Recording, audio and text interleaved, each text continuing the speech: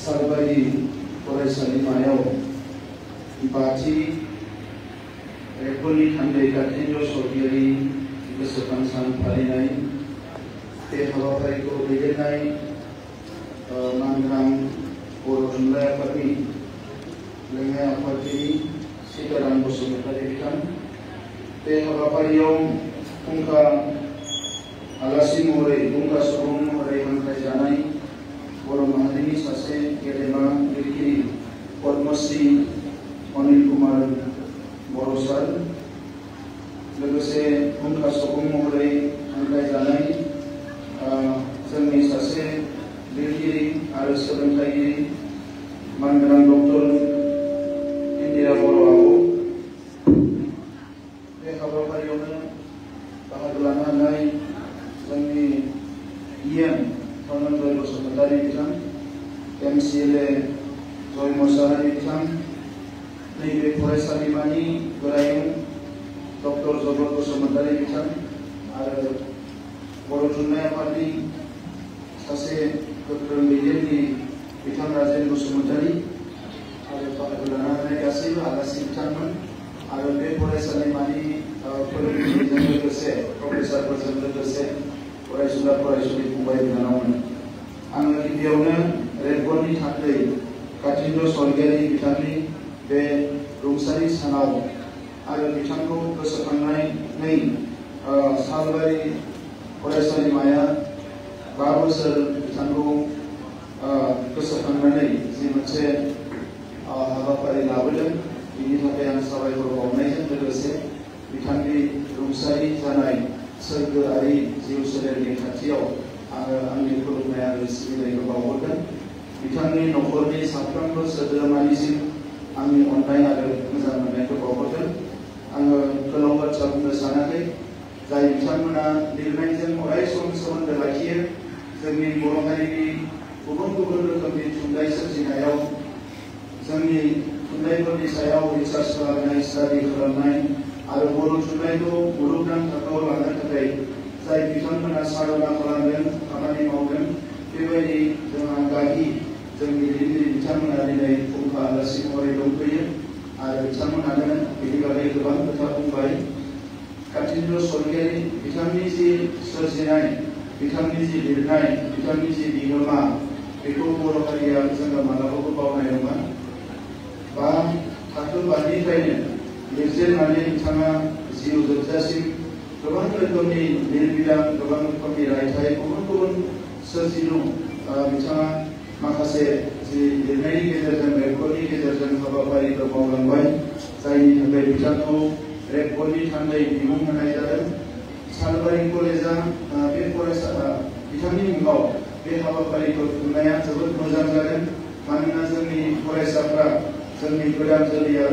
बिथांनि बायदि माखासे गेदेमा सुबुंनि बिहोमाखौ अरायबो मिथिनांगौ आरो दिनैनि समाव जोङो बर' हारिखौ दिनैनि थासारियाव मोननो हादोंब्ला थांनाय 50 बोसोरसोआव बा बिनि सिगां समाव 70 बोसोरसोआव गोबां जोंनि बर' माहारियाव जोनोम जानाय गेदेमाफ्रा गोबां रोखोमनि बिहोमा होलांदों बिबार अलंबार मुगानिफ्राय लानानै 1952 मायथाइयाव बर' थुनलाइ आफाद जोनोम जानायनि सम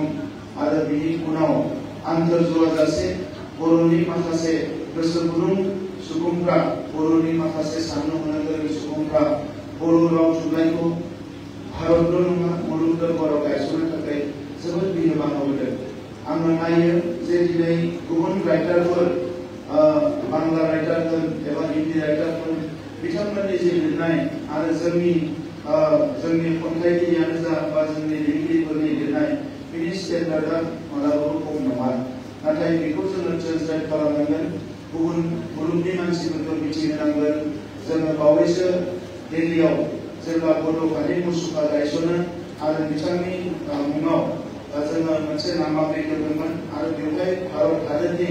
नखर मन्त्रि बिथाङा मिथिजासे बड'फानि मोनसे लाइफ स्केच जोङो हिन्दीयाव गुसुङै लिरनानै होदोंमोन अब्ला बिथाङा खावलायदों जे बड'फानि सायाव मोनसे आबुं लेखा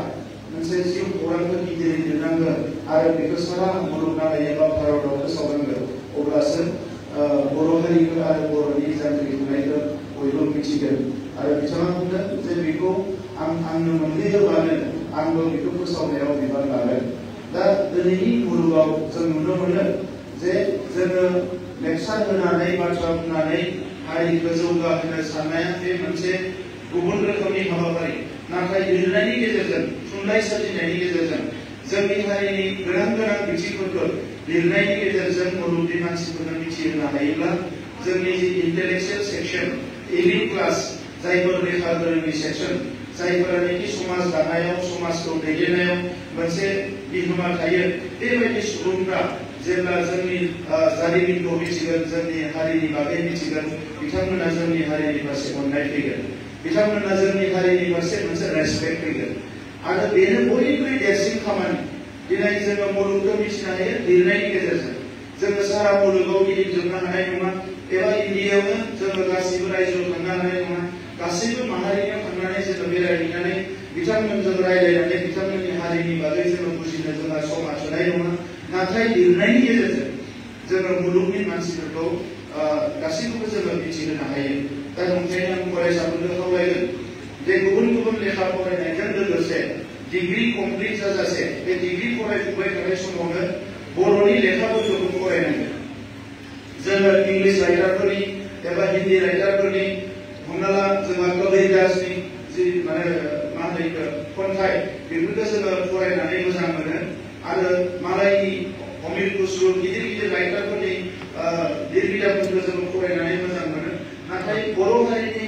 गासै बाथ्राफोरखौ मिथिनांगौबा बिनि इसिङारि बाथ्राफोरखौ मिथिनांगौबा बर' हारिनि जारिमिनखौ मिथिनांगौबा बर' हारिनि फिलसफिखौ मिथिनांगौबा अब्ला बर' राइटारफोरा लिरनाय जोङो माने बे आर्टिकेलफोरखौ लेखाफोरखौ जों फरायनांगोन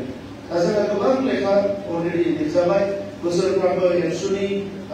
जथुम्मायाव बर' थुनलाइ आफादनि जथुम्मायाव माहारि आफादफोरनि जथुम्मायाव जोबोद मोजां मोजां सबिनि बर'नो जोबोद मोजां मोजां जोंहा माखासे लाइसिफोरखौ बर'नो बेफोरावबो जोंहा रिसार्च खालामनानै माखासे आर्टिकेलफोरखौ लिरो सोरबा माने स्टाडि खालामनानै इडुकेसननि सायाव इकनमिक्सनि सायाव ससियेल माने बिथिङाव गासैबो बिथिङाव मोजां मोजां आर्टिकेल लिरो दा ओंखायनो फरायसाफ्रा बेखौ फरायनांगोन जेसेबां फरायगोन एसेबां रोंगोन फरायनायाव जेबो लस गैया गुबुन खामानियाव लस दङब्लाबो फरायनायाव जेबो लस गैया जेसेबां फरायगोन एसेबां रोंगोन आरो जोंनि मुलुगनि गेदेमा सुबुंफ्रा बुंदों जे मुलुगाव सासे मोजां लोगो बानायनानै लानांगोन बयनिख्रुइ मोजां लोगो जाय नोंनो मोजां बाथ्राल' बुङो गाज्रि बाथ्रा बुङा बेखौ बानायना लानो हायोबा जिउआ अराय सम माने मा जायो गोजोन जायो बे जाबाय लेखा नों जुदि लेखाजों लोगो जानानै लानो हायोब्ला अब्ला नोंना गुबुन लोगो नङाबाबो जागोन नोङो समखौ मोजाङैनो बारहोनो हायो घन्टा घन्टा सान सान बारहोनो हायो जोंखौ मालाबा बुङो जे 20-20 बोसोर 24 घन्टा बेरायबाय माबायदि न'आव 1 घन्टा 2 घन्टा थानो नांगौ जायोबा जोबोद खस्थ' मोनगोन होननानै बुङो आङो 1 घन्टा नङा 24 घन्टा खायसे जायगायाव थाबाय थानो हायो मात्र मोनसे लेखा नांगोन आरो बे लेखाखौ मोनोबानो सानसे नङा साननै नङा सानथाम जेराव दोनो बेयावनो थाबाय थानो हागोन दा लेखा दा पावार अफ रिडिं फरायनायनि जि गोहो बेखौ जोङो बुजिनांगोन फरायनायाव बिराद मोनसे जोङो मा होनो एनार्जि मोनो नाथाय फरायनो बुजिनांगोन जों बेखौ बाथ्राखौ दा जियानो जा कान्तिन्द्र स्वरगयारि बिथांनि लिरबिदांफोरखौ बिथांनि सोरजिनायफोरखौ गासैखौबो बुथुमजोबनानै आङो लाइब्रेरियाव दोनथुमनो थाखाय आङो खावलायदों आरो बेवहाय जिहेतु जोंहा सालबारि कलेजानो बेखौ खुंबाय थादों आं फैबाय थानाय समाव बिथांनि गासैबो लिरबिदांफोरखौ डिजिटाइज खालामनो बिथांनि लेखाफोरखौ लाइब्रेरियाव बुथुमजोबनो थाखाय सालबारि कलेजनो आङो 3 लाख रां हरगोन जाहाथे कान्तिन्द्र स्वरगयारि गुबुन मोनसे लिरबिदाङा गुबुन मोनसे बिथांनि सोरजिनाया गोमालाङा आरो बेखौ फुल्लि डिजिटाइज खालामनो थाखाय जोंहा प्रिन्सिपाल भाइस प्रिन्सिपाल प्रफेसारफोर दङ आं बिथांमोनखौ खावलायदों फिन खेबसेबाव बिथांनि सोरगोआरि जिउ सोलेरनि खाथियाव